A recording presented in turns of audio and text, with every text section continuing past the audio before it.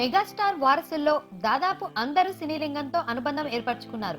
హీరోలుగా అరంగేట్రం చేసిన వాళ్ళు ఏ రేంజ్ లో చెలరేగిపోతున్నారో చూస్తూనే ఉన్నాం. కానీ కొనిదెల వారసురాళ్లు కూడా సినిమా రంగంతో విడదీయలేని అనుబంధాన్ని ఏర్పరచుకుంటున్నారు. తెర మీద హీరోయిన్ గా నాగబాబు కూతురు హల్చల్ చేస్తుంటే, తెర వెనుక కాస్ట్యూమ్ డిజైనర్ గా చిరు పెద్ద కూతురు సుస్మిత తన రేంజ్ ఏంటో ఒక ఖైదీ నెంబర్ 150తో చూపించేసింది. ఈ ఇద్దరు అక్కా చెల్లెలు కలిసి ఇటీవలే ఓ ఇంటర్వ్యూ ఇచ్చారు. ఖైదీలో రెండు క్యారెక్టర్స్ మధ్య వేరియేషన్స్ ఏంటి అని నిహారికను అడిగితే, ఒక రోల్ కి జేబులో పెన్ ఉంటుంది, మరో పాత్రలో చేతిలో ఎప్పుడు పేపర్స్ ఉంటాయని నిహారిక ఆన్సర్ ఇచ్చింది.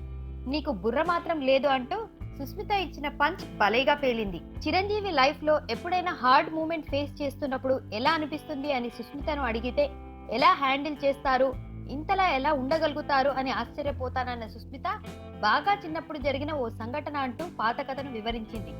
ఇక నిహారిక అయితే పబ్లిక్ లో కూడా చిరును చిరంజీవి డాడీ అని పిలుస్తూ ఉంటుంది. ఇందుకు కారణం ఏంటి అని ఆమెను అడిగితే, వాళ్ళు డాడీ అంటారుగా, నాకు చిరంజీవి డాడీ అని పిలవడం అలవాటైంది అని చెప్పింది. అయితే తన తండ్రి నాగబాబును మాత్రం నాన్న అనే పిలుస్తానని చెప్పింది.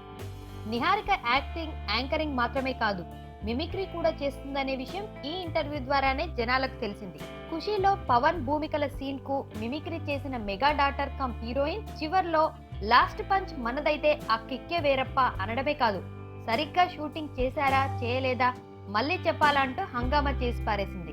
చిరంజీవి, నాగబాబు, పవన్ కళ్యాణ్ గురించి రామ్ గోపాల్ వర్మ చేస్తున్న ట్వీట్స్ పై అడిగినప్పుడు, మనం ఏంటో మన ఫ్యామిలీ ఏంటో తెలిసినప్పుడు బయట వాళ్ళు 190 అనుకుంటారు, మనం అవన్నీ ఎందుకు తీసుకోవాలి అని నిహారిక చెప్పిన ఆన్సర్ అదరహో అనాల్సింది.